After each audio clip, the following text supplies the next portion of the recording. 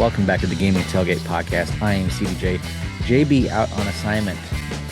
Tommy, you're filling in. How's it going? Oh, well, that's the thing is I couldn't join yesterday for the presentation. I had to rest up and be ready for the Dynasty discussion. So here I am. I'm ready to go. I don't know about you. I got about 4 pages of notes here. It's it was a lengthy blog. I don't know. They timed it out. I remember 70 something pages, 13,000 words. We had the 5 minute video narrated by Herb Street. It's one of those things that the feature is obviously the most important mode, I think, in the game. I think everybody would agree to that. If you're a penny counter at EA, you might say Ultimate Team is, but I would say for the fans, Dynasty is, and it's one of those that there's so many things they could add. I mean, realistically, the community, we've gone through and made notes. There's like 60 to 80 really good items, really legit items that seem to always emerge, more than the rest. But a lot to get into tonight with Dynasty. They addressed a ton of Hmm. things, a lot of things that still need to be addressed, or at least weren't Hmm. mentioned in the blog. So you Right. still have to kind of wait and see, I guess. But at the same time, you can see their path forward of Hmm. 25 was the base, and now 26 takes a lot of that and runs forward with it. Hmm. So again, they're not perfect. There's still some major complaints that I have, at least that aren't addressed in the Hmm. blog. Right. So maybe they're addressed after lunch, or maybe they're already there and they just haven't covered them or something like that. Right. Which is But possible. yeah, absolutely. So I mean, it's you never know, but at the same time, you can tell that they at least have a vision. They're going forward with that vision, and I think it aligns with Mm. most of what the community would Mm. want as well. The real test, though, is July 7th. Of course, yeah. That's the thing. It looks nice on paper, and they Mm. can kind of cover up some of the some of the Mm. bad things with videos and screenshots. But Mm. at the same time, what we see here, I think, is going in the right direction. The long, lengthy blog today covers Dynasty and TeamBuilder. We're going to go through it. Maybe we won't go line for line, but I'm sure both of us, we have notes on every section we want to get to, whether it be something that we think is interesting for the community, that is noteworthy. And I don't know about you, Tommy, but on the right side of my papers here, it's questions still remaining. Much like you, there's things that maybe they've been fixed, but we don't know it yet. The blog starts off talking about their foundation and goals. We won't go through that. It's neat to know that and nice to know that. But I'm like you, I think the fans, we just want to know what's in the game. What's corrected, what's added, what's fixed, what'll happen here. Yeah, and I mean it's good for them to get the message out front, but at the same Mhm. time, until the game's released, we don't see it delivered. So we'll have to, Right. this is kind of the scratching the surface, and then Mm. once you get your hands on the game, then it's different. The blog starts off with building your coach. That's a big thing this year. You can start as, an existing coach or create your coach, very similar to last year, except now we have licensed coaches, generally for the most part in the game. One thing they mentioned I think is noteworthy is their career stats will be in there, which makes sense. Obviously, with the carousel, they have their records and, they mentioned tendencies. They're going to have archetypes and abilities to reflect their coaching style and skill set and success. A big one, more apparel. Last year we had a big whopping two clothing options for a coach.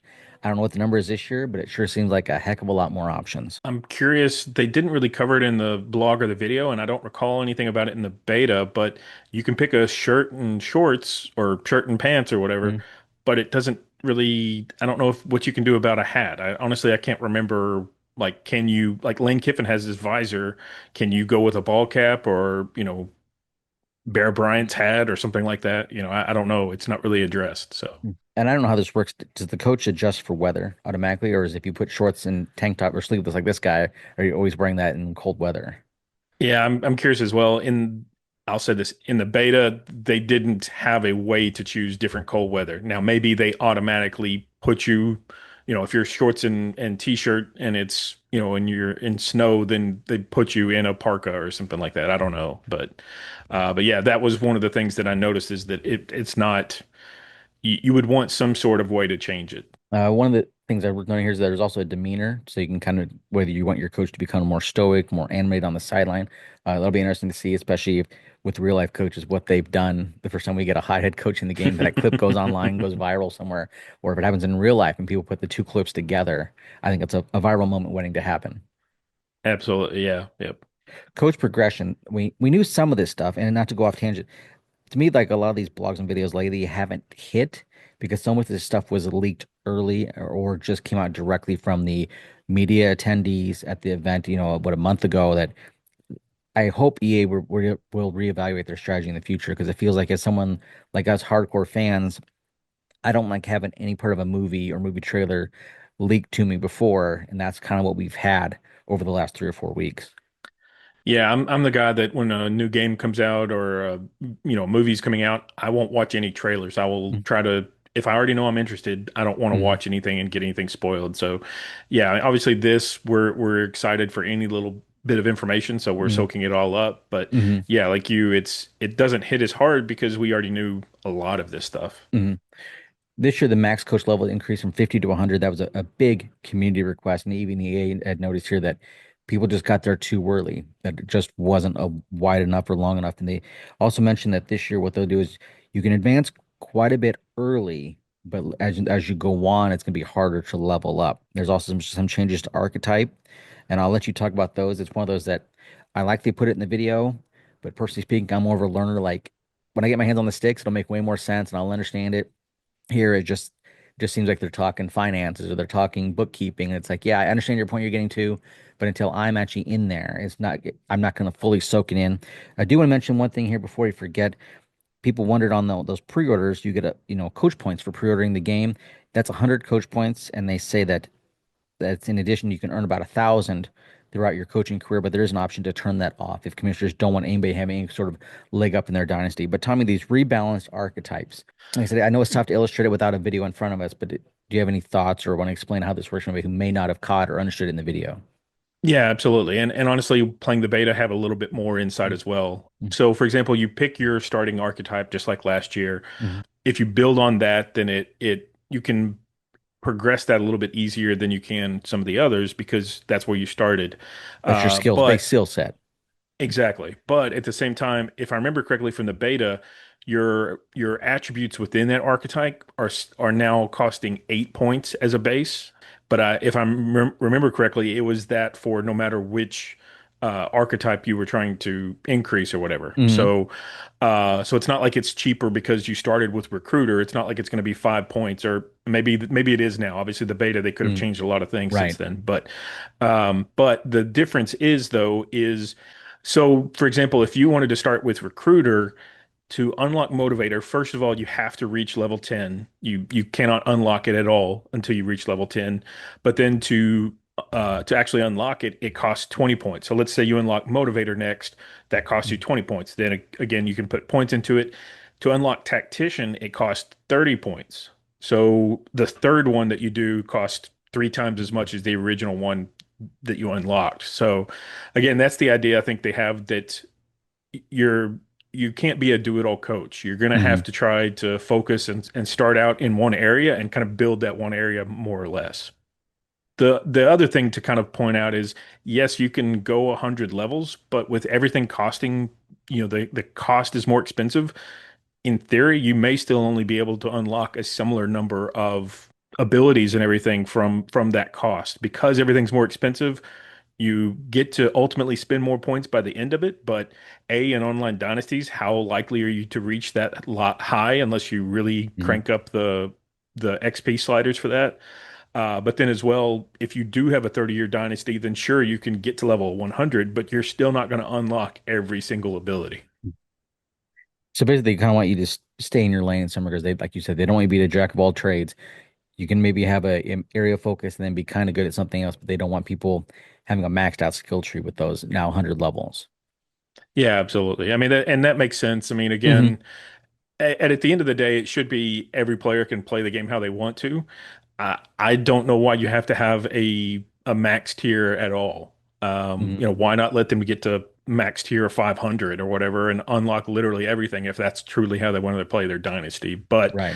at the end of the day, EA put the guardrails in, and so you play by that. But it's just you can change your sliders just like you could on 25. You could change your sliders to see how fast you progress from season to season. Coaching carousel, this is a big one. This is a very popular feature in 14 and in 25. It left a lot to be desired, to put it nicely. Some things they mention here is better notifications about your coordinators when they accept or decline job offers, as we've talked about on this show. I think we all ran into situations where our coordinators disappeared and we had no clue where they ever went to. It's interesting they put that up out there. I'm sure they're gonna have pop-ups with it, the way I kind of get that implication here. But I feel like in 25 it was just a bug. They probably did go somewhere and there probably was a reason. For some reason, it just wasn't surfaced. Yeah, I mean, you could find them if you went and looked Mm, through for them in the menus. If you knew their name before they jumped ship, you could go mm, and find them. And now, obviously, since we have real coaches, it's probably easier to know their name. mm, But at the same time, yeah, last year you had to go and hunt for where they actually ended up. So this year, not only do you get the pop-up, but you actually have a list of all the coaches, where they came from and where they went. So in theory, you can kind of see a lot better of, where did they actually end up? You don't have to go and do a deep dive or anything like mm. that. So the other thing to note here is the in the carousel, you can select your coaches just like you could in 25. I was actually watching another video. I think it was by Bordeaux. Mm. Just caught a clip of it that basically he was saying in the build that they played, you could not see the assistants' abilities, like what they've unlocked or anything like Uh-huh. that, but that's a bug that is supposed to be fixed around launch. So the whole idea that, in the past you could see, yes, they are a recruiter, but you couldn't see where they put their points at. Was it focused on Right. quarterbacks or running backs or whatever? Now, in theory, you're supposed to be able to do that. So we'll see how that shakes out. They mentioned there's also abilities this year now to kind of keep your staff. You can manage your staff, which makes sense. If you're going to have a real coaches and stress building a program, you should be able to do something to kind of keep those assistants a little better than we had in 25, which was hidden. And some people argued it didn't work, even if you did find it. A couple of abilities under the program builder archetype. Basically, you can either make them less likely to leave, more likely to take your job offer, or increases the caliber of coordinators available for you to hire. But I don't know how that's Yeah, one of and those and depending where it's again, buried, who will go after it exactly, or is it worth it? Remains to be yeah, and seen. and once you get get up to the program builder, you have to have, a pretty lengthy career. So it's not like, Right. in your first 2 years you're going to have that unlocked. So yeah, definitely be interesting to see. Like you mentioned though, there was kind of the menu bug in 25 Hmm. that if you had a coach that was about to leave, like the last year of his contract, in order to rehire him, you had to go to literally a hidden menu option to rehire him. Right. I'm happy to say in the beta that was fixed. The Good. menu option actually is right there in front of Mm. you. So yeah, they're again they know a lot of places where they messed up and they addressed a lot of those places. You can tell based Mm. upon what we see here and everything. Again, still plenty for me to complain about, but we'll kind of get there as we go. Is noteworthy in this screenshot a bug that I believe this existed in 25 as well. Dabo Sweeney takes the Alabama job, his alma mater, which makes sense. Record with Alabama. It has his career record there when it should be 0-0. Hopefully that's fixed in retail, but I'm not going to make any assumptions one way or another on that. Just thought it was interesting that they put that out there, that nobody caught that. Like maybe we shouldn't put that screen out, or maybe we should Photoshop it out, or do something. But there are a couple of things, coaching carousel wise, that we did not find out about. Tommy, I know you were the first one to mention them to me. I said, was this stuff in the blog? And it was not. And I'll let you go through it. And anything you miss, I'll clean up because trust me, I got 5 items here ready to go. Yeah, yeah, absolutely. The biggest one to me is in terms of user online dynasties. In Mhm. 25, you could have one team that's a top team that literally get the top four openings, and if they're not ready to jump ship, no, they don't accept those four openings, and so they just go to the computer. Basically, Mhm. no two users could get the same job offer. So there was, if Mhm. you didn't get the job offer in the first week, it was gone and you could never get there. The other thing related to the same thing is that you couldn't apply for certain openings. So let's say you are looking for a certain school, you see they have an opening, but you're not in their list for whatever reason, even though you in theory match up exactly with their ideal candidate. There's no mention here about being able to apply for that. That one I could see is kind of a future feature or something like Mhm. that. Right. But it's still hopefully the coaching carousel logic is improved. Again, saw comments that people said that it is improved. We didn't really see that in the blog. You don't see No. that in the video, but the logic itself was poor in 25, and then the headache of that, like only certain people were getting any job offers in a given season. That was Right. also annoying. So again, it's tough to balance. How would you, if people applied for a job, then in theory, if both of them accepted it, then they just take the better candidate or something like that. I don't know. So, that's kind of interesting to see if they could do that eventually. But Hmm. for now, as far as we know, there's nothing in the game for that. think the last thing that you didn't get to is any kind of interface improvements or change, especially when it relates to the carousel. Based on these screenshots, it looks very similar to 25, but maybe the menu will be a little presented more clearly. I don't think anybody was a big fan of those little school tiles where you could barely read whether it was HC, OC, or DC on it. 14 did it way better. I hate to be a nostalgia guy, but it did. So it'd be nice. Any improvements on the interface would be a welcome change. Yeah, they did at least in the blog say that the logic for the top coaches get the top offers. They did say that it was improved there. Mm, Again, we don't know much about it, and obviously it mentions the top, but what about the middle tier coaches? How does that right. fall?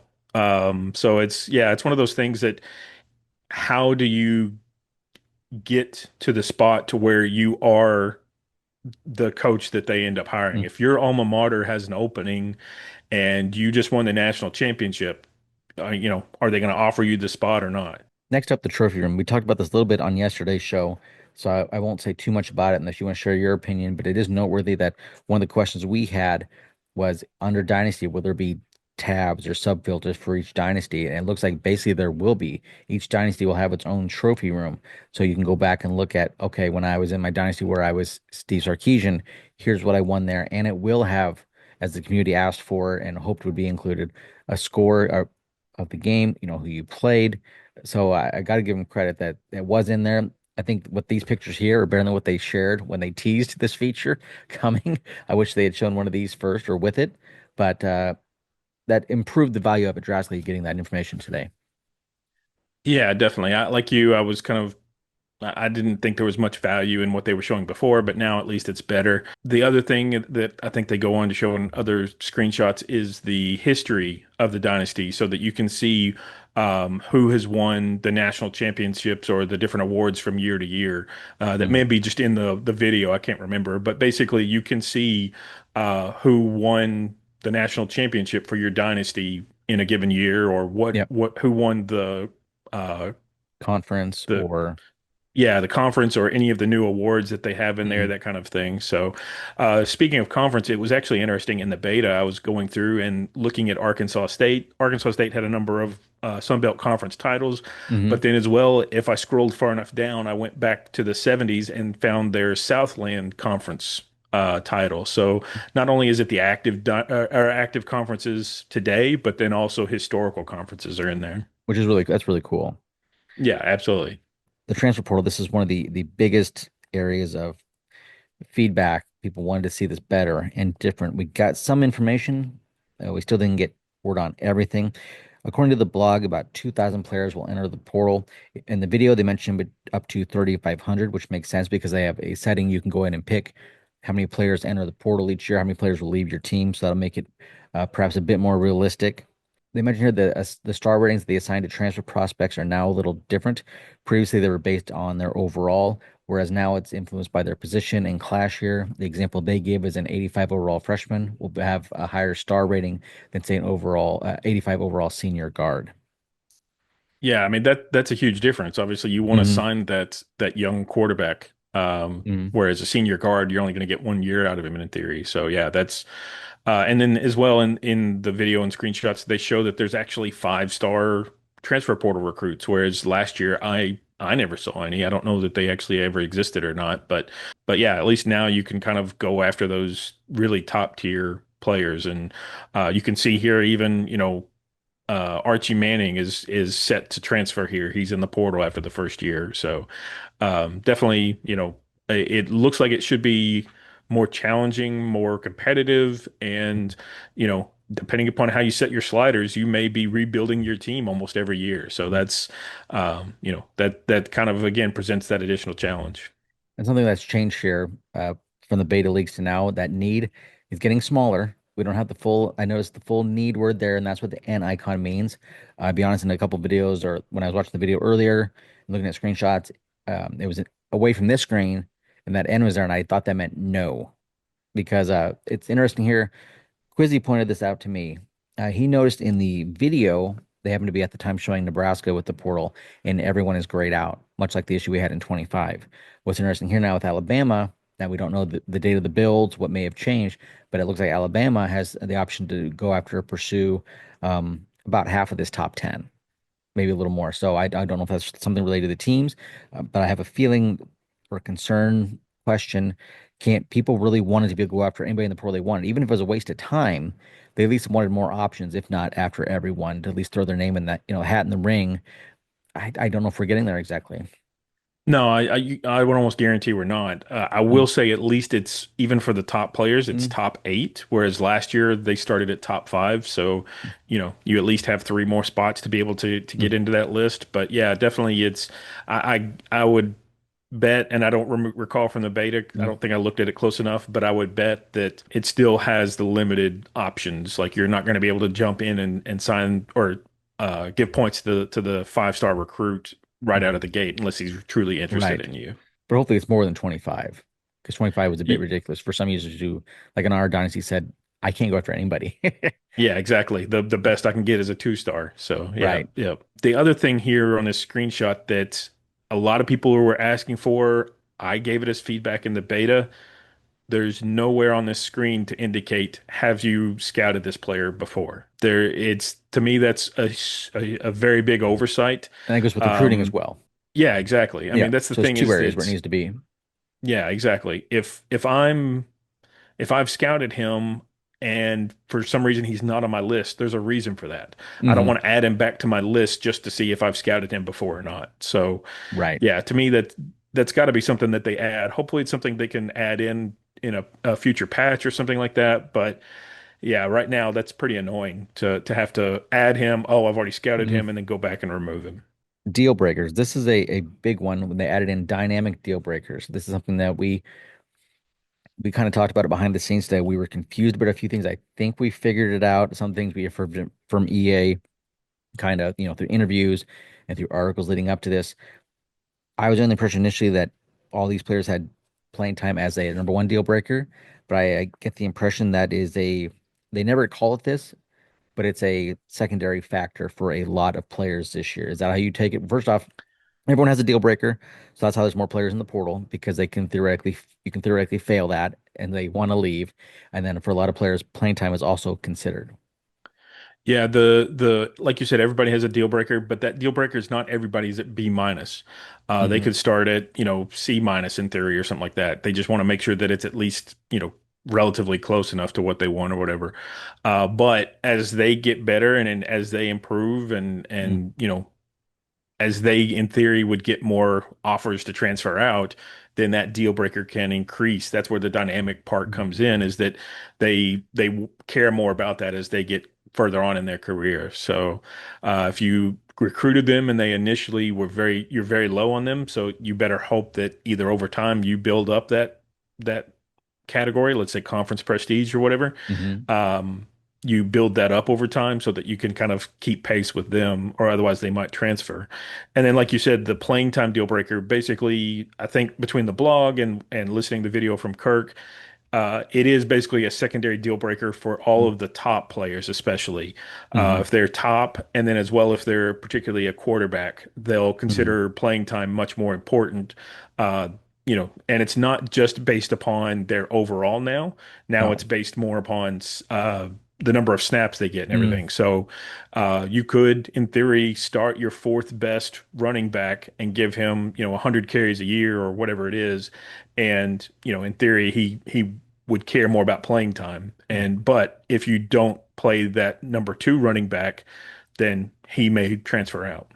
You mentioned that minimum can change. And the example they give in the video was maybe he didn't care about facilities when he was a freshman, but he becomes a talented junior. If you don't have the right facilities, he might want to bounce. There are some coaching abilities that can kind of maybe temper those expectations, kind of lower that grade back down. We've seen this example here on the blog. Decorian Moore of Oregon starts off playing time, A plus needs a B plus, gets later on in his career. I should check that. Actually, just 1 year in. Yeah, 1 year in, all of a sudden now his playing time, you need to have an A minus to keep him happy. And here we go. Again, under Program Builder, there are archetypes that, and abilities within that archetype that if you get one of these, maybe you can get additional persuasion attempts, increased chance of persuading them to stay, or get an additional persuasion attempt if one of your attempts is successful. So basically, if your challenge stands, you get it back. go fish, got what I want, get to go Excellent. again kind of thing. Yes. Going back to the portal, they mentioned the customization. We kind of alluded to this, but you can change the max number per team, the transfer probability for user teams, and transfer probability for computer teams. It's gonna be interesting to see, when dynasties get maybe say a month in, people start sharing their findings. If people think EA's default settings are really great, or if somebody says, no, no, we gotta, the consensus is you gotta bump this one up or lower one down, for example. Yeah, I imagine a lot of dynasties are going to lower the user teams. They don't want to lose their own players, but they at the same Right. time they're going to bump up the CPU team so That's that right. I they want can your have more guys. options in the portal to fill in their team. So Right. yeah, it'd definitely be interesting to see how that works out. I mean, obviously, every year there's tons of high profile players that transfer out. There's even players that try to transfer out and either come back to school. I don't think that's in the game here, but maybe they come back to school or they don't find a team. So Mm. yeah, be curious to see how all of that works out and between the freshmen and the transfers, what does your roster building look like at the end of the day? The interesting Uh, here part here is that you can set the transfers to zero. So if you never want to have to worry about the portal in the off season, you could, in theory, set that to zero and never have that mm. happen, or leave it as a certain number and then set the user teams to zero. 0% chance or whatever it Mm. is. So, again, you can kind of play around those. Again, make the dynasty however you want it to be.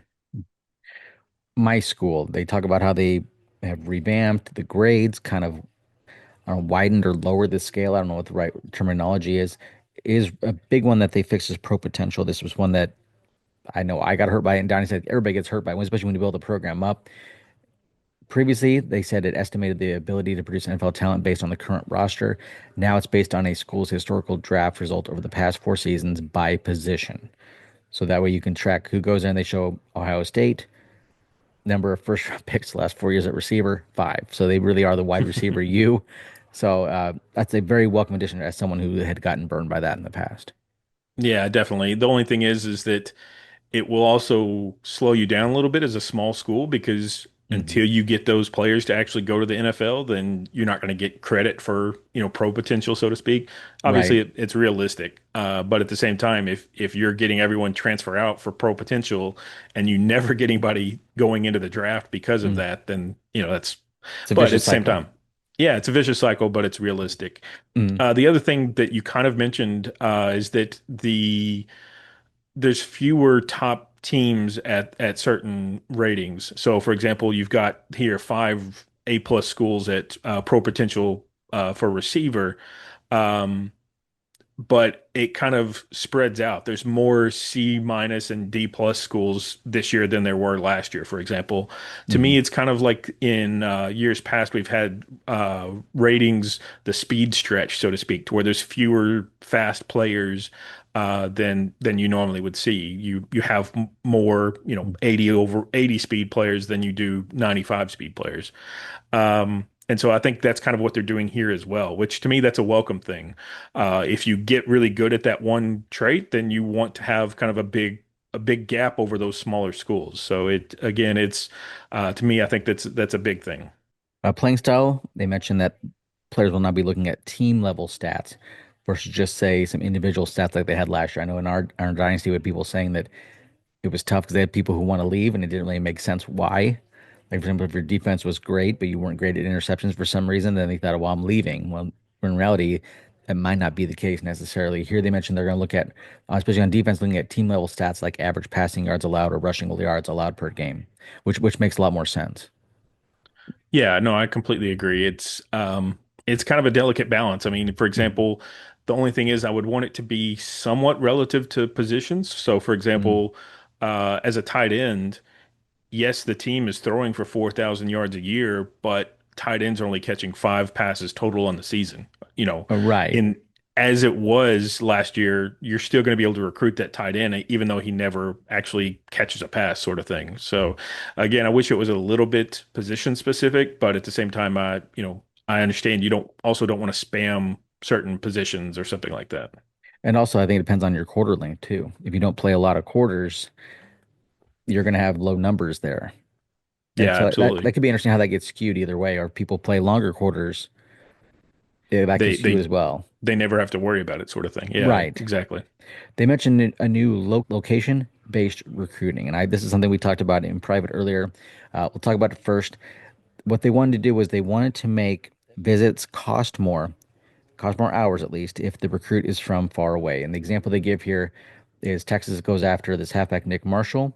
He lives in state Wellington, Texas. The visit only costs 15 hours. Then the example they going after Gabe Blacklock out of California. It's a pipeline. It costs 40 hours. I think it makes sense that it theoretically would cost more. But as my high school math teacher always said, when you had to solve word problems, pay attention to the units. We don't deal with money in this world. We deal with hours. So I think we just have to either put a post-it note over that little clock and the word hours and pretend it's some combination of time and money. Either that straight up hours would make sense if you were going to visit them. I guess, like we talked about in private, I guess the users just need to pretend that when they come on campus from California to Texas, it takes more time to convince them to come to your school. It's not actually the cost of bringing them in. Well, and it's more difficult to arrange their travel and everything like that. You have to do all the different transfers between It's, flights and, no, but no, I agree with you. It's a little bit kind of not if you think about it, hokey it's a because, reach. yeah, yeah. Don't think about Like you it. said, instead of saying hours, it should just be, I don't know, Units, commitment or something widgets, like or units or whatever. But like right, you said, it's more time plus money. It's not just one sort of thing. right, Like yeah. It doesn't cost you $40 to schedule him for a visit versus 15, but at right. the end of the day, yeah. In the CEO archetype, they mention here there is a ability that will allow you 8 visitors a week, which is a welcome addition. But then again, how difficult is it going to be to get to there to get to that point? Because CEO, I don't think I reached it in 25. So it's a nice ability. How many people will get there? Yeah, and kind of along the similar lines, again, quick clip from Bordeaux. I didn't get to watch very long of his video, but he mentioned a few interesting things at the beginning. To unlock the recruiting hours, to add more recruiting hours, by Hmm. default, you have to get to that recruiting guru. To do that, you still have to have two top five classes to do Mm, that. So by that point, once you've signed two top five classes, do you really need more points to be able to assign to recruits? right. So yeah, I mean, I wish that was a change to be something a little bit more realistic, maybe top recruiting class in your conference or something like that. But yeah, Right. the cheat of starting as an coordinator for Georgia for 2 seasons and getting those two top five classes right off, then Right. that's kind of still the strategy, it sounds like. And they mentioned there is the strategist perk will give bonus XP for every recruit who visits during a win. So EA even mentions if you get 8 visitors, you have a massive boost across the board. Some changes to scouting. This year, some of I think the noteworthy changes, the ratings categories will be in the same spot for position. So if you want to go between, for example, 2 recruits and compare after you've scouted them, it says that the ratings will appear in the same spot versus looking at, say, pass blocking on player A is, upper left, then you go to player B and it's lower right. You can't get that easy, quick comparison that will be modified. And they also mentioned that mind reader will now be through scouting and not, they don't need a visit for that. Did you ever get that, or what are your thoughts on that mind reader change?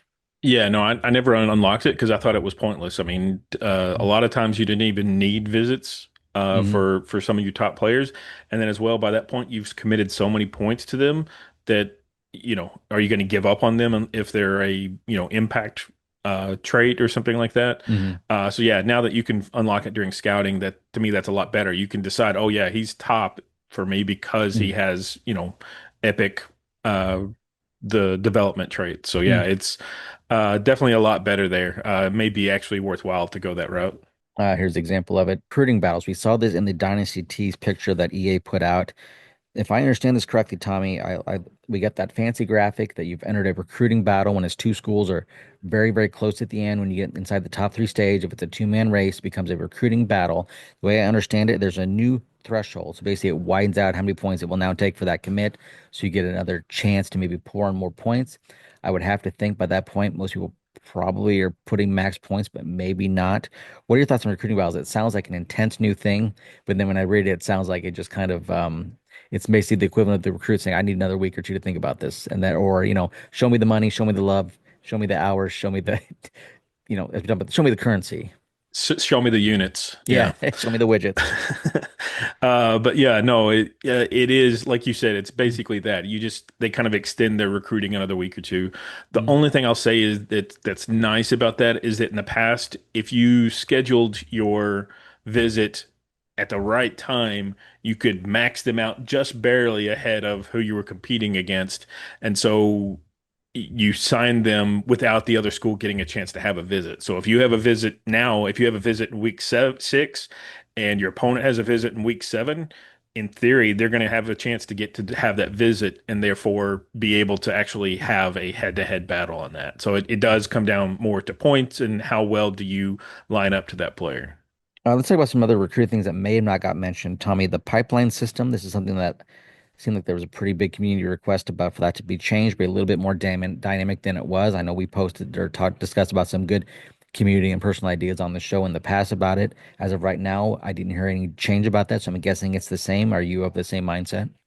Yeah, there's been zero mention of it that I've come across to this point. So yeah, I'm assuming it's still locked in based upon the school, that it's static for that school, and Mm. then plus maybe you get a little boost from being, having that as your uh Pipeline state as or yeah, as your pipeline state as a coach or whatever. So yeah, I think it's going to be very similar to last year, if not mm. identical.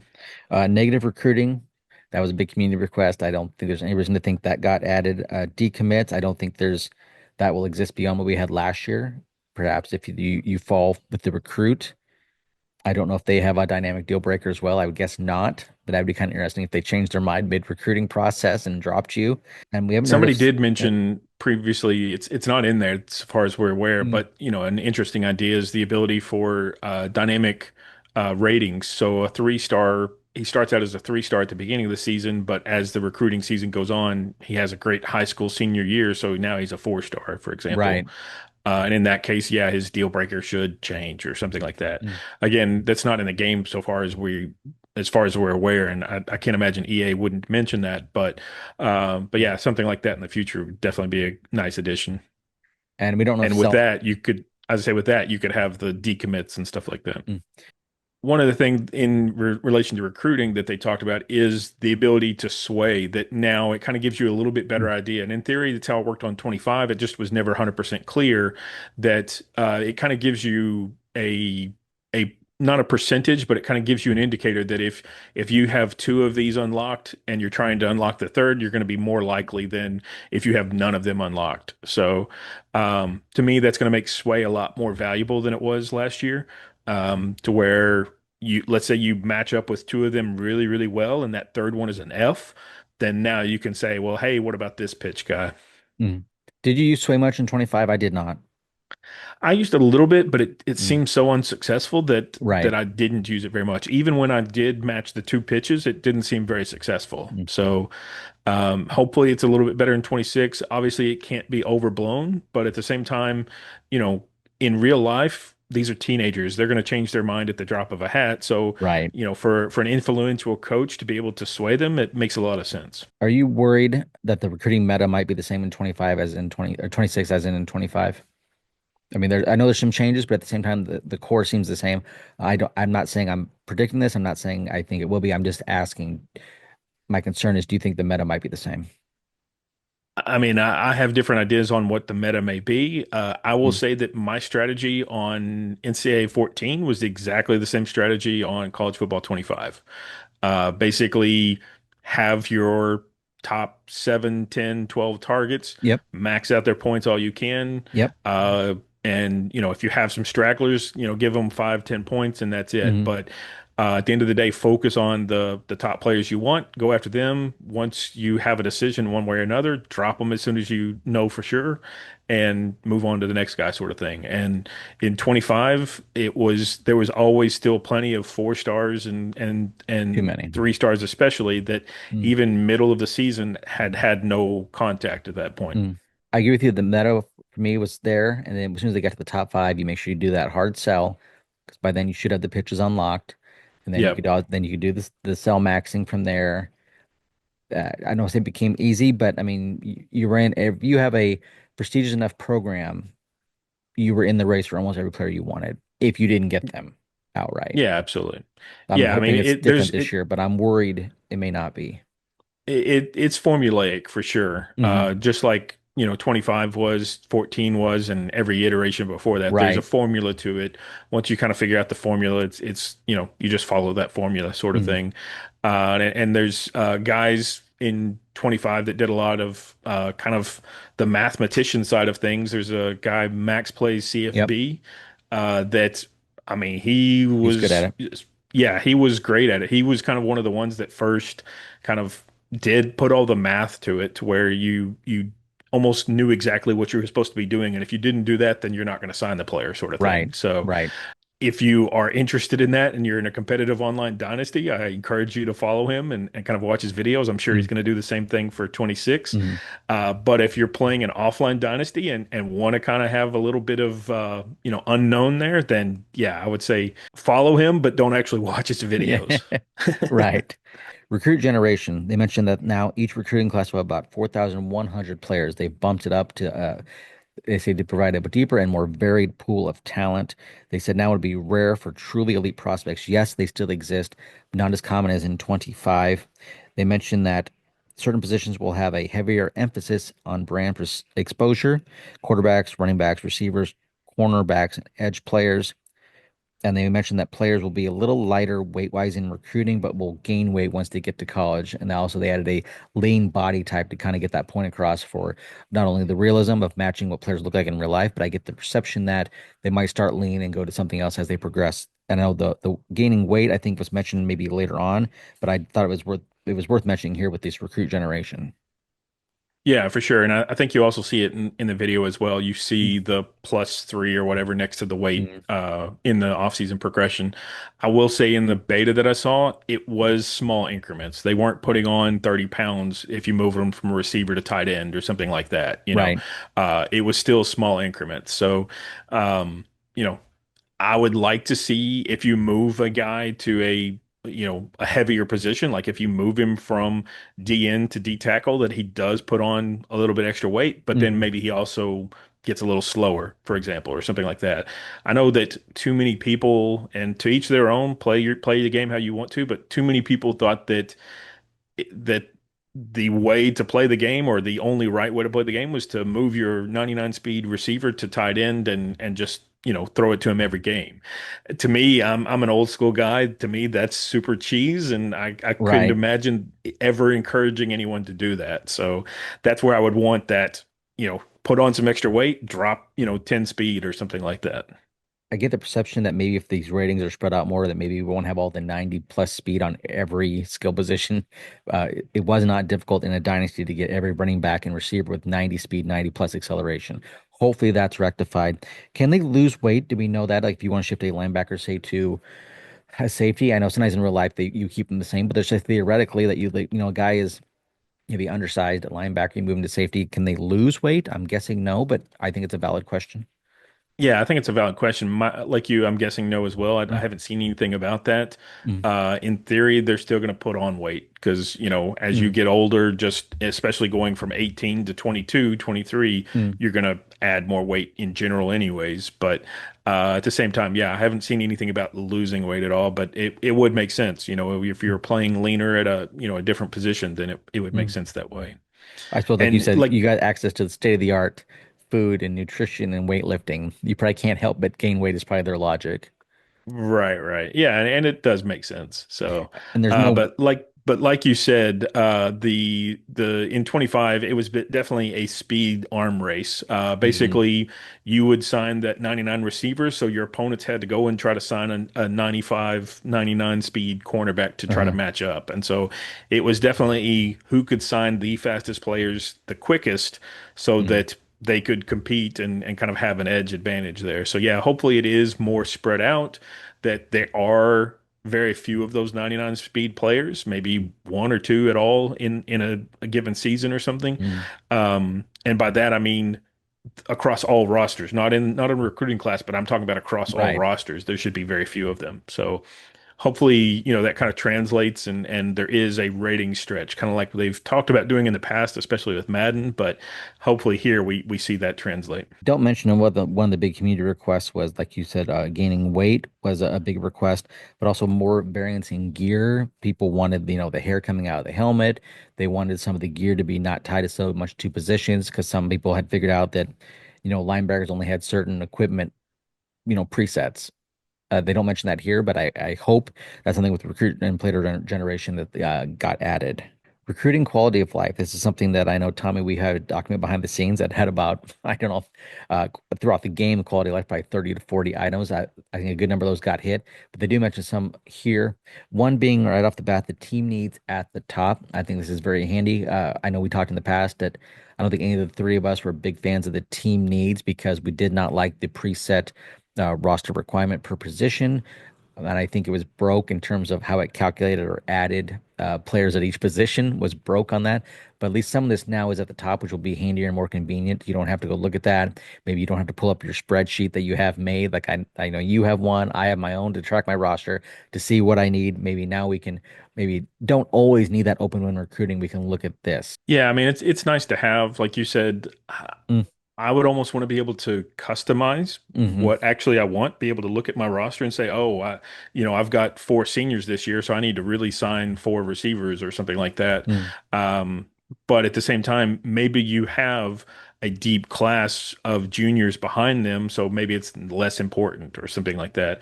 mm, To me, it'd be nice to be able to kind of customize this and, have EA give you the defaults of what they think, but then allow you to kind of change it and track it that way. mm, Because honestly, this is nice to have, but I probably won't pay much attention to it other than, oh, whoops, I've got, 10 halfbacks on my target list, so maybe I should drop a few of those. mm. So, Some other quality of life improvements. They mention an arrow. They say next to the name, but actually, it looks like to me like it's next to their interest level. If you have dropped, it tells you that. If you've gone up, that's the green arrow tells you you've gone up. Now, like this player, you're up in first all of a sudden. The red dot means there's something I believe new you can do, if I understood the blog correctly. basically, they're now at the top five, so Mm. therefore you can give them a hard sell, for example. And we mentioned on the blog leaks, what did that favorite mean? We saw that on the controls at the bottom with the interface at the bottom. You can basically create a new tab, it sounds like. So I'll use the example the way I recruit.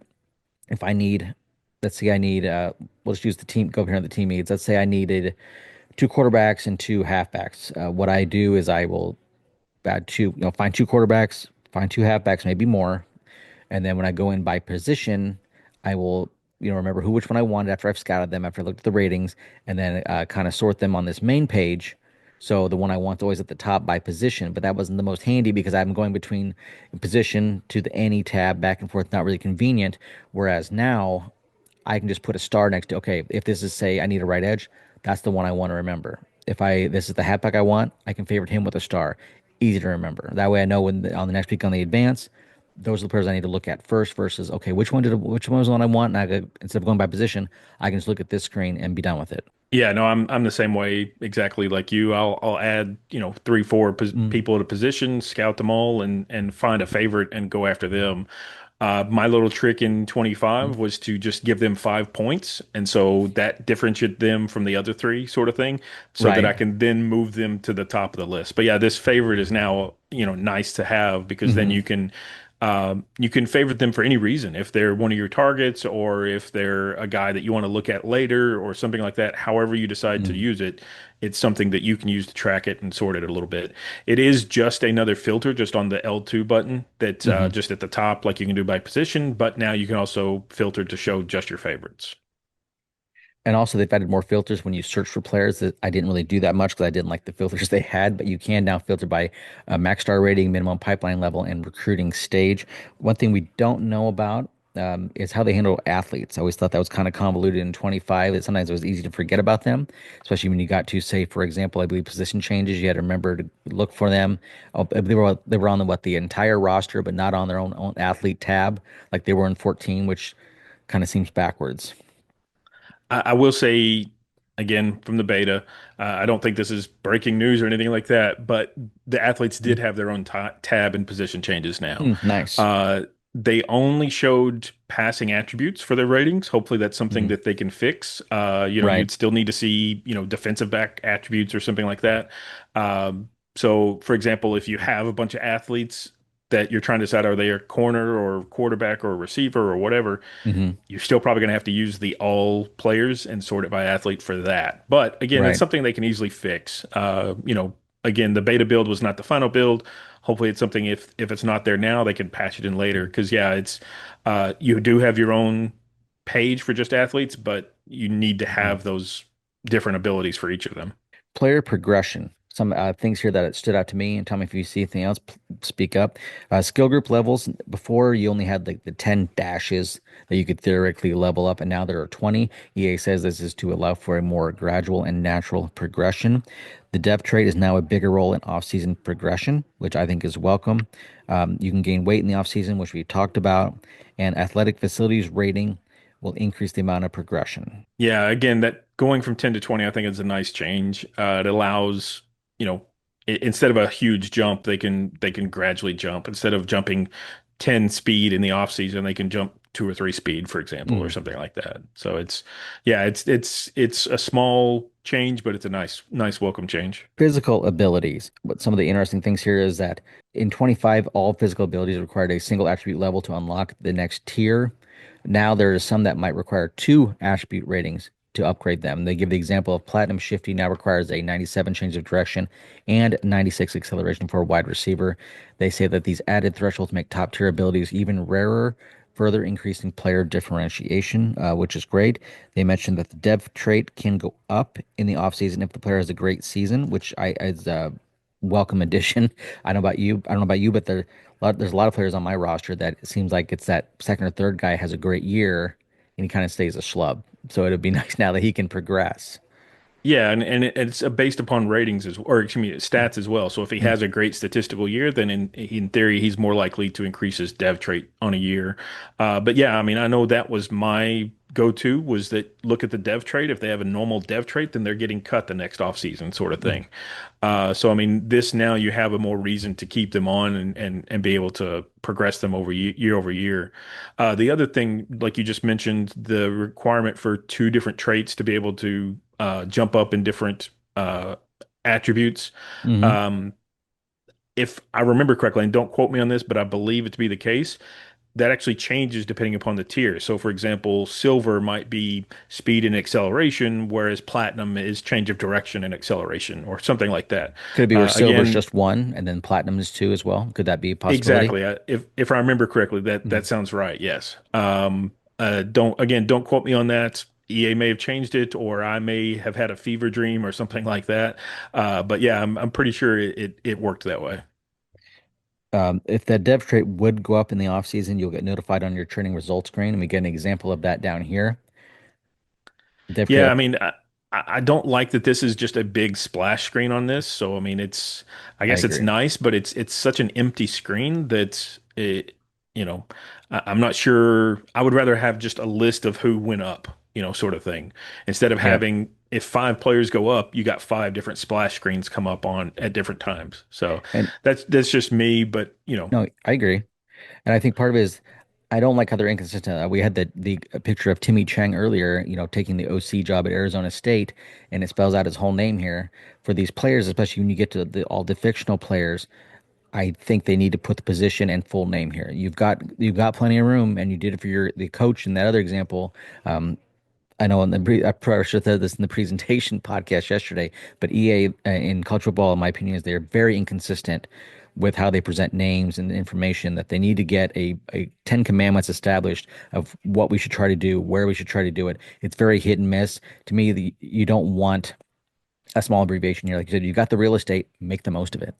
Oh, absolutely. I mean, you have places to show his position, show his school year, Mm, show his current overall, whatever you want right. to show here. There's so much white blank space here that Mm, they didn't use it. So, right. yeah, that seems such like a low-hanging fruit that they could Mm. have addressed.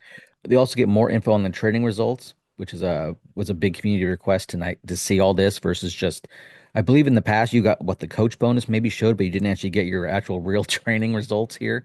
And now you're getting it for every category, which is a welcome sight. And a nice change from the beta is that it didn't show the overall increase, but here in the screenshot it does. Like Mm, you would see the speed or acceleration increase, but you wouldn't know what their overall was mm. before. So that's again a nice fix from the beta.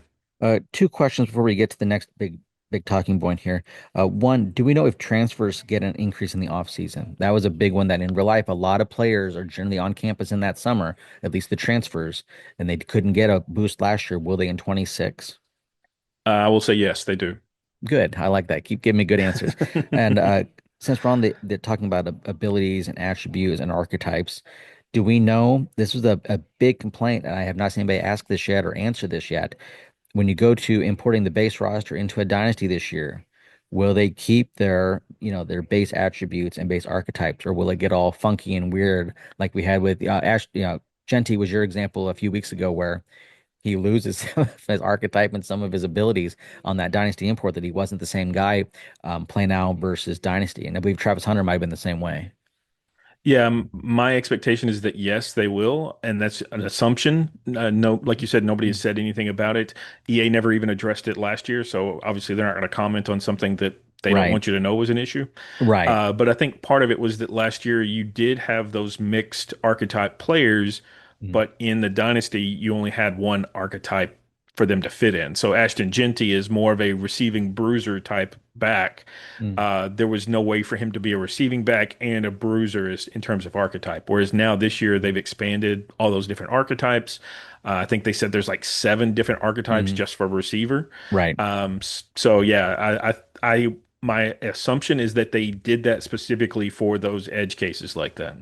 Tommy, manual player progression. This is something that was another big community request. I'm glad to see it in there. This is something that it's basically what it sounds like this year, excuse me, in 25, basically once they got enough coins or whatever you want to call it, they would manually upgrade themselves. People wanted to do that manually. You can do that. Out of the gate, though, there is what I've seen EA called a 25% progression nerf. I've seen it called a tax. Developers calling it that. It can be turned off or increased to any number between 0 to 100. I believe their thought process is, and I'm not trying to put words in their mouth, but to me it seems pretty clear. A lot of people who do it manually are going to boost those wide receiver speed first. They're going to boost the cornerback speed first. That if you're going to go do that funny business, it's going to cost you more points to do it. But if you let the computer do it in what EA establishes as hopefully a natural progression as best they can code and develop it, you don't get hit with that progression nerf or 25% tax out of the gate. What are your thoughts on A, the feature, and B, this tax? Yeah, I mean, to me, it makes a lot of sense. The Mhm, tax, like you said, that a user is going to go in and just give them speed or whatever mhm. ability or ratings that they think Key is rating for a important. position. Yeah, exactly. Mhm, I will say, I mean, on some level, that is a little bit realistic because if you're a coach, you're going to tell your mhm, player in the offseason, hey, man, you dropped 20 passes last year. I need you to work on your catching mhm, this year. So mhm. we're going to put points there, sort of thing. So, I mean, on a little bit, I can understand that. And that's what this is allowing. Right. But at the same time, the nice thing is it's customizable. So if you want that, in your dynasty, you can have that. If you don't want that, if you want to be able to progress every single player 100% and not have that nerf, then you can do that if that's what you want. So, Mm, in theory, it's something that will allow you. Again, it's one of those things that 25% is what its default, but as you get a month in, then everybody's going to have their slider sets that no, it's supposed to only be 10% or whatever, or something like 50%. that. 50%, exactly. Yeah, if you really want to set it, then you can. So yeah, I mean, again, I'm curious to see how all of that will play out in the end. I know for sure that there were times that, for example, a scrambler quarterback, they Mm, would never improve their accuracy until like their senior year, because it was so expensive that EA would never spend points on that. So at right. least now I can choose to spend points on accuracy if he's, you know, if he's got a strong arm and fast legs and I want him to improve his accuracy, then I can, tell Mm. him to focus on that basically. And I like that they have The both the manual and auto option. Exactly, yeah. And they even kind of highlight that you can do like three manual and then tell the rest to be auto. So to do Mm. the auto, you just hold down, I think it was triangle or something like I that, believe you're and right. it'll just Yes. progress everyone that hasn't been changed at that point. So the only thing I will say, and they kind of mention this here anyways, but they don't highlight the annoyance of it, I guess. To progress them, you have to go into their player card, tab over to where their attributes are, and then spend your points, and then back out, go to the next player, Ooh, go to their player card, go to the next tab, spend your point, that kind of thing. You can at least see how many skill points they have to spend, so you that's can have nice. an idea of can they be upgraded in theory, but there's no way to know that they can or cannot be upgraded Until you get until you there. go in and look at their player card. So that was something that I had a real annoyance with during the beta. Mm-hmm. I gave that specifically as feedback. You got to fix that. Who knows if they have a Right. chance to do that. My suggestion was at least the ability to, uh, you know, hit L2 or whatever to go to the next player in the roster or something like that. That way you didn't have to back out and go back in and back out and go back in. But But maybe at it's a the end of the deterrent, day, yeah, exactly. It is a deterrent. intentional or I otherwise. will I mean, in all honesty, in the off season, if you've got an online dynasty of 12, 15, 20, 32 Ooh, players and all of them are trying to do manual progression on all of their players, that's going to be slowing it down. that's a In the bottleneck. past, it was obviously all automatic, so you didn't have a chance to do it. Mm-hmm. You would just advance, take 10 minutes, an hour, or whatever to look at the results, and then advance on. Mm-hmm. Now you're going to have at least, a 24-hour window, or, some of them it's going to be slower in theory. And here's the example. I wish they had this picture up a little higher, but here's we mentioned going from 10 to 20 on the items. Yeah, here's the whole X to purchase. And then as well, you can do the same purchase on the physical abilities. Just Mm. like the player could do it in 25, you can spend their skill points on those physical abilities as well if they've unlocked based upon those certain attributes. Position changes. You will only retain abilities shared between the old archetype and the new one, which is nice. And it will show those on the right side. And they do give some examples here. Here we have CJ Allen of Georgia. If you move, theirs is what he would get if you move him to a thumper Mike linebacker. He will have those five physical abilities. If you decide you want to shift him to a box specialist free safety, he has those four. If you decide, no, what about defensive tackle gap specialist? He's only going to have the one. I think that's a nice touch to have that there. Yeah, honestly, that's huge. Mm. I'm sure a lot of people know this, but a lot of people probably don't. There was an exploit to where if you moved a player from even left tackle to right tackle, if they qualified for those physical abilities, it would automatically unlock them. So even if they had never spent points on that physical ability before, Mm. if they just had the rating attribute available for it, it would completely unlock them. So you could move a um, receiver to tight end and back to receiver, and now all of a sudden he has platinum takeoff ability because he had that acceleration rating. And Mm. that's it. They never had to spend the point in that. So again, I think a lot of people knew that, but a lot of people probably still did not. Right. We know one of the community requests was to have position changes at any time during the year, or at least at more points. I'm guessing no, but I don't think we know that for sure. I'm guessing no, other than the fact that you can edit players. Now, again, we don't know anything about NIL players. Obviously, those were locked Mm. down in 25. Maybe you Hmm. can edit them in 26. We'll see. But as you get further down the line, you can edit them in the middle of the season to change their position. In 25, that was kind of a glitch, like a bad bug, because it Mm. would always lock them into a specific archetype. So if you move them to quarterback, odds are they would be a scrambling quarterback, Mm. even if they had 60 speed, that kind of thing. Mm. Managing wear and tear. We talked about this a little bit with the gameplay. I think some of it's a little bit worth mentioning here. They go into a little bit of detail about the season and career health meters. They give an example here. This is Cedric Alexander of Vanderbilt, that he's a little banged up, a severe risk of injury on that left arm. Once the season meter, which is the S here, gets empty, they cannot recover until the off season. And if you're too depleted, that meter doesn't necessarily, it will not necessarily refill the entire way in the off season. It may only refill partially. But I don't know. There's some questions I have here that I think others probably do as well. One, does it tie into injuries? What happens when it's low? Is it just that your ratings drop and that's it? Or does it mean more injuries? I don't think we know that. What happens when your career meter runs out? That does it mean you're completely gassed? Do you retire? Like, or what are you? And also, Yeah. uh, obviously, this is not a one-to-one meter. because I think a player's going to play 4 to 5 seasons, and this is the career meter. You got to think this is actually probably a 1 to 5 ratio, 1 to 4 ratio. If that makes sense, what I'm asking, it's not a pure 1 to 1. Yeah, no, I would exactly. I love to mean, know it, exactly what exactly the relationship is between the two. yeah, and I'm sure, everybody's going to do their experiments and try to figure something out about that. Mm-hmm. EA does talk about this, and to me, this is almost one of the biggest under the radar features that they added. Mm-hmm. To me, the fact that if you have a running back as a freshman and you give him, you rush him for 2,000 yards, his career health is going to go down because he took so many, bumps and bruises and everything like that. Right. Whereas if you gave him a little bit more rest, then next year his career health will be a little bit higher and you can kind of stretch out his career. And honestly, in real life, that happens all the time. Mm-hmm. You'll have running backs that will have a great freshman and sophomore year, and then by junior or senior, they've tapered off because they've been injured so much. Mm-hmm. So to me, this is a big thing. The other thing is to combine that in with the fact that red shirts now no longer count against you, and games played no longer count against you in the off season.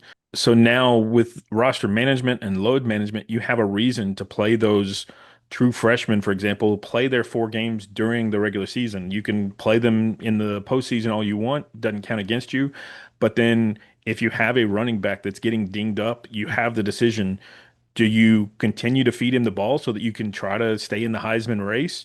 Or do you save him so that, you have him available a little bit later in his career as well? So again, to me, this is, it's not being highlighted a whole lot. I mean, yes, EA's talked about it, but honestly, I think this is going to have a big impact as you get in year 4, 5, 6, Mm. how you manage your roster and how you actually give playing time to those players.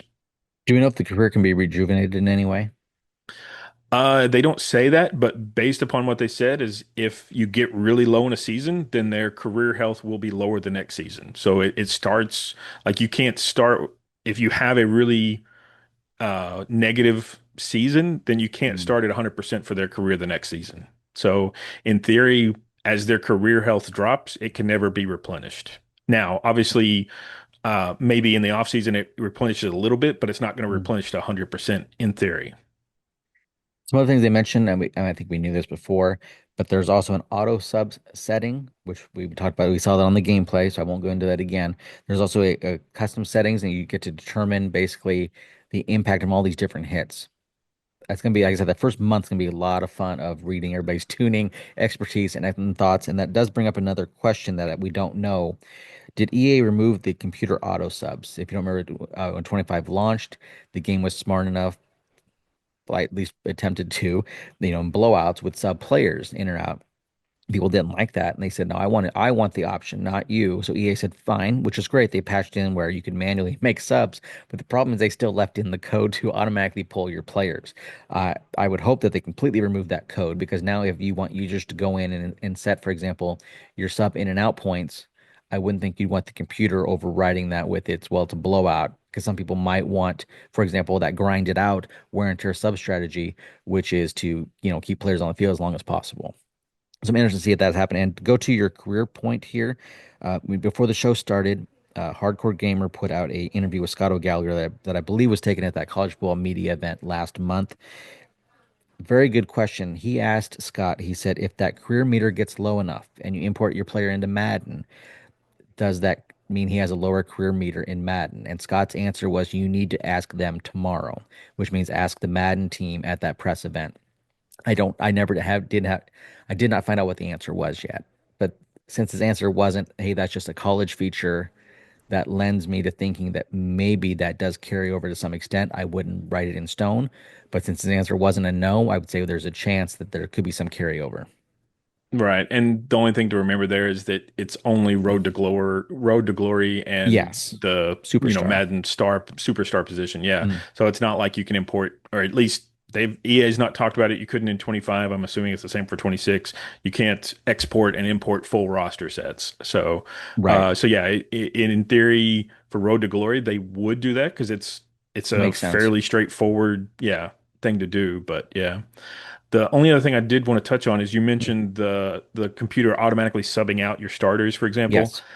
I will say the at least improved thing is that now you can at least tell who is being redshirted right now. I didn't test around to see if the computer would sub in a player that's redshirting, but at least now you have that icon that says they are currently being redshirted. Hmm. So that, in 25, it was hard to tell. Are they currently being redshirted or not? Unless you knew your roster, like the back of your hand, you may not realize that, oh, that's a freshman I'm putting in, and he's already played his 4 games, and now this is the fifth or something like that. This goes to what you talked about earlier, so maybe we don't need to spend a lot of time on it. But the history tab, this is a pretty cool feature. The community wanted some way to track history in the game, in their dynasty. It looks like we've got it with a pretty cool historical feature. Tommy, you mentioned this earlier, but you can track national champions back to 1869, conference champs back to 1896, including old conferences that no longer in existence. You can see for the national and conference champs, the year they won it, their top 25 ranking, etc. You can see the losing team, also 21 individual player and coach award winners, Nig List, Heisman Trophy, Bear Bryant Coach of the Year winners, etc. You can filter by team and conference. For example, here they showed all the national champions in their simulation. Apparently, Clemson will defeat Texas, then SMU beats Tennessee the following year. So nice to have that Gray's Sports Almanac information. You can sort conference championships by Texas, and so it pulls up, and it's not even necessarily ones they won; it's one they played in because they lost that 99 one to Nebraska. So it's Hmm. interesting. It's not just the ones they won. If they played in it, it's showing up here. Yeah, absolutely. I mean, that's the thing is if you played in 4 national championships and lost all four, you can still be able to go back and see that. Yes. And if you're in an online dynasty, you can see historically who won year over year because that's something that's almost impossible today. I could not tell you who won the national championship in season 4. I mean, there's not a way No. other than manually saving a copy of that offline out of the game. Or So talking through with a bunch of people. You know, exactly, yeah, yeah. which is more bother than it's worth. Heisman Trophy, you can sort it by conference. Another, which is a nice touch. You can see the player awards and the player card, which is another big community request. You can see how many times you got Player of the Week, All American, All Conference. A pretty cool addition. They mentioned they've improved the award logic as well, so that's a nice touch. That does bring up the question: were the All American and All Conference players logic improved as well or touched? Yeah, they don't mention that, but it's that's a big thing because again, they Mm. basically just did it off of overall based upon how I could tell. I don't think they did it based upon statistical the year before or anything like that. No, I think stats were a very minor factor, if at all. Yeah, yeah. One thing that we don't see here, and I I, I think I've seen mentioned in the beta from others, is that there's no way to see your historical season over season. Like you can't see your schedule or record from a previous season unless in theory if you won the national championship or conference championship, you'll see it. But there's no way to see that you went 4-5 in the third season, for example. Oh, you can look at your coach Um, contract screen to get that. yeah, I mean That'd be you the only you place you can, could but look at, but then you couldn't see everybody else's. And I know there's no game log either. exactly. That's Yeah, that's part of it is that's that the next one. there's yeah, that's kind of the next iteration of how they go forward with this is being able to see a Mm. historical picture of let me go back and look at the 2026 season or something like that. And I know I would like to see on this player tab, even if it's just for the current season, a game by game log. But this did exceed my expectations once I got to finally see these screenshots and read about it. This is more than I thought EA would put in. Yeah, it's definitely a welcome addition and just any kind of historical reference is a great thing to have, but Mm. there's still plenty of room for more. Mm. This one I thought was pretty interesting. They have improved tiebreaker logic. I love the quote here. In 25, it could be difficult to understand how conference tiebreakers were resolved. No, it was No, alphabetical. it's I pretty figured it easy. out. It was pretty easy, guys. Yeah, I'm not yeah. I'm not You the learn it smartest in guy in the world. kindergarten, in Yeah, fact. it was pretty easy to figure out, guys. But I do like that they of course they're not going to make a joke at their own expense, but we surely will.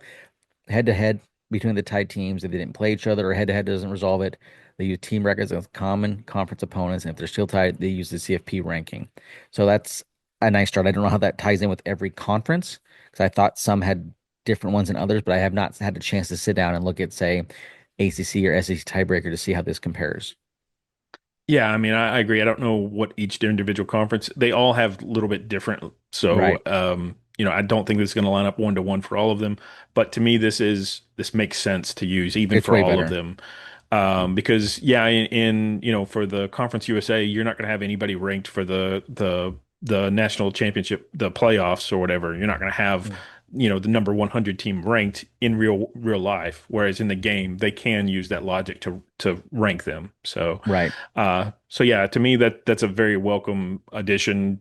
You know, it, it's difficult to be able to see all of these things. Like you're not going to be able to see the comparison for their schedules or whatever, but at least there's sound logic that how it's happening behind the scenes. Mm. Better than just alphabetical. We saw that with our dynasty. It kept giving me a higher over you, and it's like just because of the alphabet. When I'm in my Exactly. own mind Yeah. on like the player projection, I'm like I should not be the number one. Like you should be because you were undefeated, and I had several losses. But since we were both undefeated in conference, it went by alphabetical. So I'm Yeah. glad Yeah. that's fixed because And that annoyed me. Even though it yeah. helped And then me, as it made me look better. I didn't like it. that's the problem. I was USF, and so every season I was always at the mercy of who else lost ahead of me, sort of thing. So When if you knew that at the beginning, would you pick a team that had came first in the yeah, I mean, alphabet? yeah, Take exactly, Everybody's gonna absolutely. take Akron if they had known better. Yeah. You can be Akron, I'll be Air Force. No, that still doesn't seem right. Um, it's a deeper stat tracking. I thought that was interesting. Some of the stuff they're doing. Some of these I don't even know if these are like a pretty hardcore metrics. I don't know if it's just for the sake of it was easy to add in, so we're going to do it. It does make me wonder though. The big one is will the game now track out of position stats? For example, um, if a defensive back plays two positions, they say you put him in at receiver, it will not track his wide receiver stats. It'll only track his defensive back statistics if that's his position. Hoping that got fixed, but we have not received word on that. And on some of the, like team rankings, I should say maybe statistical rankings, for example. I know this is a conference, but so just bear with me on the example. But if this were listing out, say, you had it sorted by yards allowed per game, it would be nice if it had on the left side numerical rank. So you knew exactly if you're sorting by conference, okay, Georgia's a top 20 rushing defense, and then maybe Missouri is, 109. I don't think that's going to be added to the game, but I do think down the line that would be a welcome addition. Honestly, I've asked for that since probably NCAA 10. I've literally mentioned that to anybody who would listen that's something that to me it's a low-hanging fruit. Mm-hmm. Should be able to easily add that, but at the same time, it's not there. But yeah, to me, that combined with the ability to filter on just the user teams, for example, you can Yes. filter by conference, but let me see just the user teams. Those two things are to me low-hanging fruit that shouldn't be a great difficulty to add, but it's a big win, Mm. New positions and archetypes, 59 total archetypes. Like they've said, and you mentioned this, like they want to make every player different and have more varied across the board. And they also like we knew there's some gameplay, depth chart updates, long snapper, gadget, nose tackle, etc. One thing here, they mentioned that defensive ends are now edge rushers and outside linebackers are Sam or Mm. Will. There's been a question about it, and I think this pretty much answers it. I don't recall from the beta because I didn't test the 3-4, but based upon this, if you are an edge rusher, you're still going to line up at the defensive end position. You're not going to be a stand-up linebacker or something like that. You're still going to have to rely on people that are technically labeled Sam or Will to play that 3-4 stand-up rusher. Um, I don't like that. I wanted a edge rusher to be in theory, a stand-up edge rusher. Hmm. He could play defensive end or he could play a 3-4 linebacker or something like that. Um, yeah, I mean, again, it's not 100% clear. EA didn't come out outright and say that, but based upon this, that's how I read that. Because they mentioned specifically nose tackle, specifically used in 3-4 fronts, but they don't mention anything about defensive ends or edge or anything like that. Formation subs, another big community request. I felt like I was flashing back to the NCAA football 10 days, but we get formation subs this year. Some information that I think was pretty nice to know. You can set up 50 formation subs per team. The subs will carry over season to season unless the player leaves the team or if you change teams, which makes sense. If you switch playbooks, any formations shared between the old and new playbook will retain their assigned subs. What do you think about all that? And also, what do you think of this design layout? Honestly, the formation subs obviously is a very welcome addition. Hmm. 50 may be too few. I mean, obviously you have to be selective based upon how you use it, but if you can't totally rewire your defense to match to replace everyone sort of thing. Mm. So you got to be selective about how you do it and what formation you put them in and that kind of thing. But at the same time, it's a welcome addition. It's a start, and just have to kind of see how far we can go with it. Um, my question, they mentioned that if you change playbooks, but in 25, you couldn't select your custom playbook as your coach's profile playbook. And so, how are you going to be able to do that here? Is it just going to be the default out of the box playbooks, or are you going to be able to do formation subs for your custom playbooks? I mean, imagine if you created a totally from scratch, no comparison to an existing playbook. Are you going to be able to set formation subs for that playbook or not? That's a good Um, question. yeah, I mean, it's something that probably we won't know until July July 7th, but 7th at 11:05 exactly. a.m. Yeah. In terms of the layout, I haven't really studied it. Scroll down for me. Yep. I mean, to me, this is okay. It's a lot like the in-game formation subs that you could do. So it's Mm. not, at least on the left, you can kind of filter and go to all the different formations that way. Just like in 25, or in theory, like 25, you probably can only put certain players at a position. So, for example, at receiver, you're not going to be able to put, an offensive tackle there. I mean, in theory, again, that's an example. But, for example, if you're trying to put a safety at defensive tackle, in theory, the game's not going to allow you. So, Hmm. it's not 100% clear because that scroll bar on the right-hand side of the list of receivers is pretty long. I noticed that too. I was just Um, gonna say that. yeah, so I mean, but in this Maybe, case, but maybe it it could be running includes back, could be running tight backs, end. defensive backs, tight ends, that kind of thing. Right. Um, so yeah, I mean, I'll be curious to see how that works out. I will say the way to overcome that is the gadget position. That's a dedicated depth chart position. In a Mm. lot of the playbooks, in the packages, there were specifically packages for that gadget. So, for example, move the gadget to quarterback or move the gadget to slot or whatever. So, if you're trying to get that defensive back in the slot, if you put him at gadget, then in theory he can be on the field a lot more often. Mm. Custom conference and protected opponents. We knew about some of this before as well. You can protect up to 1 to 2 opponents depending on your conference layout. Basically, that way, regardless of divisional alignment, you can keep your same matchups or rivalries that you want to have. And that's nice because whether you do divisions or you just have an round robin scheduling, you can at least have some control over that, just like in real life. Mm. They mentioned Michigan and Ohio State, North Carolina, NC State, Florida, Georgia. All those examples, happen in real life. They make sure that those games happen every year, basically. The other nice thing they mentioned is that they kind of, I think, learned their lesson is that some custom conferences, and in this case, even rivalries, are impossible. Like they cannot actually create a realistic schedule by doing it that way. So Mhm. they try to limit that from happening. So that to me, that's a welcome addition. Don't let me paint myself into a corner. At least kind of stop me, but tell me why you're stopping me. So hopefully there's some logic and some understanding there. Quality of life, they mentioned some more things they added here. Some of these we knew, some of these we talked about. I think some of the newer ones that I think worth mentioning. A big one is increased spreadsheet row count. This is something that people kind of right out of the gate on 25 relays that on certain areas you couldn't see enough players that you search for. For example, they say the prospect list and transfer portal spreadsheets now display 600 rows instead of 300. Before you could not see, for example, all the three-star players that were out there in recruiting. Of course, now that they bumped up to As up I to say, 1,400 recruits, maybe we still can't. I don't know. The player the season and career stat screens now have 700 rows, so at least you can hopefully see now the stat leaders. The nice thing, at least in recruiting, is that because you can do all the filters, you can say Mm. filter out anybody who's already signed in theory, Mm. so that you can still see the 600 that are available, for Mm. example. Early on in the season, yeah, you're not going to be able to see all of them unless you filter by position or something like that. But it's an improvement. you know, I wish that it was more. There's a term in web development that basically the unlimited scroll.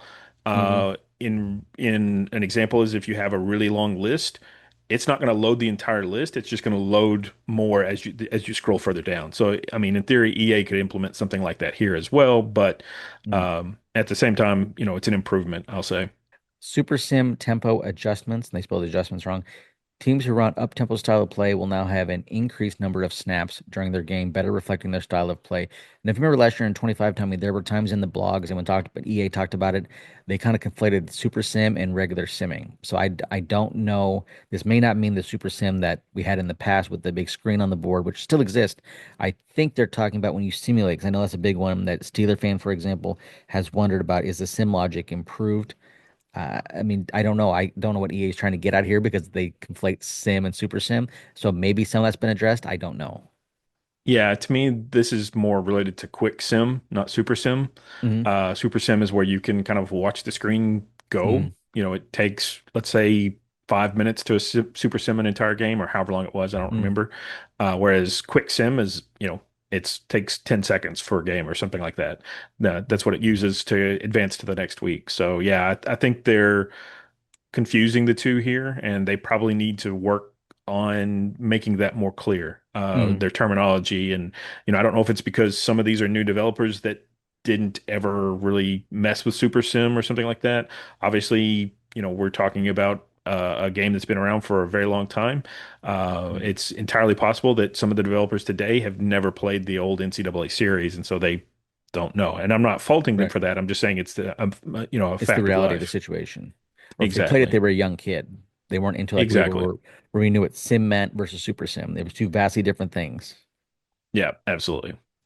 Another very welcome addition, and I think they've kind of touched on it, but here we actually kind of see it in an example. If you scroll down just a hair a little bit more, the player card, you can, in this case, it's the Heisman race. You can see the statistics for that player. But then as well, if you notice the right stick, there's five different tabs. So you've got their abilities, you've got their stats, you've got their ratings. Um, I can't remember what else is included here, but oh, you do their deal breaker and their wear and tear. Mm. So those are the five different tabs that you can go between, and it's on every single player. So that way you can go back and forth and be able to see what they are. The only negative thing I'll say here is particularly Mm. related to the award season. Obviously, this was in the beta, so EA may have fixed this or may have fixed it later. Mm. Perfect example is a Returner of the Year award. Mm. Obviously, that's driven based upon return statistics, but Mm. it is instead showing positional statistics. So if you're a receiver, you may have two catches on the year and still leading receiver or still leading returner of the year. So to me, that's a small thing. Most of the statistics or most of the awards are tied directly to their position, so it's less important. But that's one that I noticed that's, could be fixed Mm. eventually. It's kind of interesting to hear that the Nissan logo is gone. So I don't know if that partnership went away. And it would be nice, especially leading up to the actual Heisman when you get to the finals, if it had more than five players here. I know this is more 27 wish list stuff, but in real life, when the season starts, there's lists of, you read any college football magazine preview, there's like 10 to 20 names here. Whereas the Yeah. game in the past did five, and it feels like that carried over and nobody stopped to be like, why are we doing just five? The logic obviously goes beyond that because it knows who to sub in on the week advance. So that obviously the game behind the scenes has ranks all the players, or at least way more than five. Yeah, to me, like you said, basically as you get further on in the season, it should kind of narrow them down. And then, the week before the Heisman reveal, it Mm. just shows the top three or something like that. Right, Who's going to get invited to New York in right. real life sort of thing. A small So detail, but that would be cool. yeah, absolutely. And that tells you that you're still in the race. You may be number seven, but you're at You never least know kind it. of, yeah, exactly. There's no way to Yeah. know it. Real quick mention, another nice addition is that if you break a record, you actually get to know that now. That was one of the big issues in 25 is that unless you went and looked at the records, you never actually knew it for yourself. Hmm. So, you may be 3 seasons down the road and realize that, oh, 3 seasons ago, I broke the single season record for receiving yards or something like that. Right. So now at least it tells you, and it tells you what type of record it was. In this case, it's a single Oregon's single season rushing touchdowns record. So, yeah, again, this is a nice welcome addition. Just like before, there's a lot of real estate that they're not using. What This is the number? does That'd be not show nice to me know. position, what overall, what's, anything like that. And So, what's the actual record? What is the number? exactly. Yeah, yeah, Yeah. absolutely. What was it before? What is it now? Yeah, It's one of absolutely. those you could maybe get news of the record on that news tab, which brings up the question, did any of the news text get improved? Because those were pretty lacking in 25. Not to mention the quality, the scope, and even just the grammar and the text just needed a lot of work. But this is a welcome addition, like you said, to find out about those records. The blog wraps up talking about TeamBuilder. The site was so clunky at the start last year, it was kind of a turnoff for a lot of people, myself included. They start off by saying right now it's got a completely new look and the site is 2 times faster, which is good to hear. Last year it mentions that you were limited to 10 custom images. Now you have an upload limit of 5 MB per team. So you can have as many images as you want and textures until you get to that size limit. So get a lot more options available. To me, this looks very similar to 25s. When they say a whole new design, I'm not sure what they mean. That looks very similar to me, but if it works, it works. I think that's all that really matters. You can import the teams from 25, which I think that was a given. Yeah. What's big is defining your program. They really listened to the community on these because people wanted to go in and be able to edit all sorts of things. Like, for example, they didn't want to steal the team they're replacing their information because that really didn't make it their team. They're just hijacking a different team, the other team, for example. So you can go in and set, for example, your prestige. You can set all of your my school ratings. You can go in You can and set your rivalries, which you can that's a only cool one. choose out of the box rivalries, so you can only choose out of the box schools. But as they mentioned, if you're trying to make two team builder teams a rival, then you just set them for an existing team and replace them with that existing team. So, at least there's ways around it, ways to make it your own and everything. And yeah, this was a huge thing that for 25, you couldn't customize your team at all. It was, Mm-mm. yeah, you created uniforms, and yes, you could set rosters, but it was so painful that who's going to Mm. actually spend that much time doing it? I'm sure people did, but there's no way I could. No. So hopefully, just between this, it's just a better experience overall. Like you said, enhanced roster editing. You can go in and edit first and last name, retro status, high school star rating, deal breaker. Pretty impressive stuff. Their skill ratings and abilities. I know it's gonna be a lot of work for those guys, but it's way easier to do it this way. And you at least you can do it, which I think is was 90% of the battle.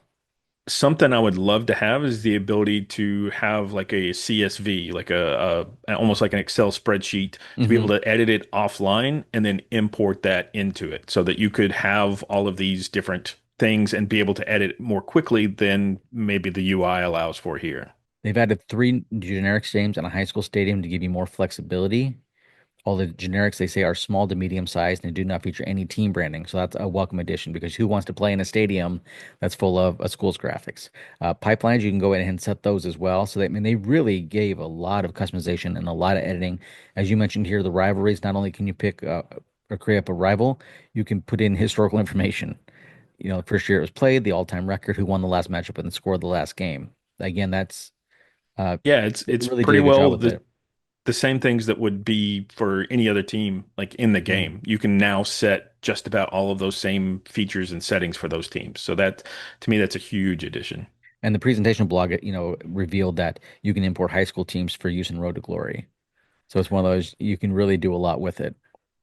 Yeah, and then as well, this is the first I'm seeing it. You can actually give the rivalry a name, so Mm, that's pretty interesting. It'd be neat if you could upload a custom trophy image or something like that. But again, right. that's the next step, I guess. And they did sneak this in. I'm pretty sure this was not in the blog when it released at 11 a.m., but it It was magically showed not. up later in the afternoon.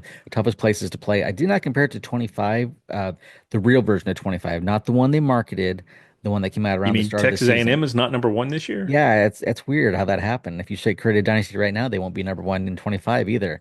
LSU repeats as number one. I've been going through it. I'm working on looking at their win percentages at home for the last 4 years and the last 10 years. And there's some schools that I probably wouldn't recommend they have in the top 25, but I suppose to the victor goes the spoils. And And I think EA gives a little preferential treatment if the school has a tradition they think is intimidating, like the Cowbells at Mississippi State. That win-loss record isn't the most impressive in the world over the last 4 years, the last 10 years there. But I think they're known for being tough with those dang Cowbells going. So I see why they might got a boost into the top 25.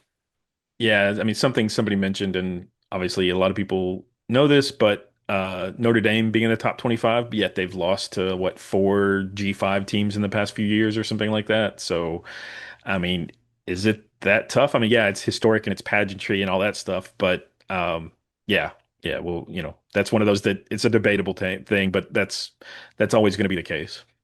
Yeah, that's the interesting part. I know it's tough because it's very subjective. For example, Notre Dame. You start looking at what they've been over the last 4 years, 21-5, last 10 years, 54-10 at home. Like when you see those numbers, you think, yeah, that's a real tough place to play. But Northern Illinois and Marshall would tell you it really wasn't that tough, guys. We went in there and Yeah, won.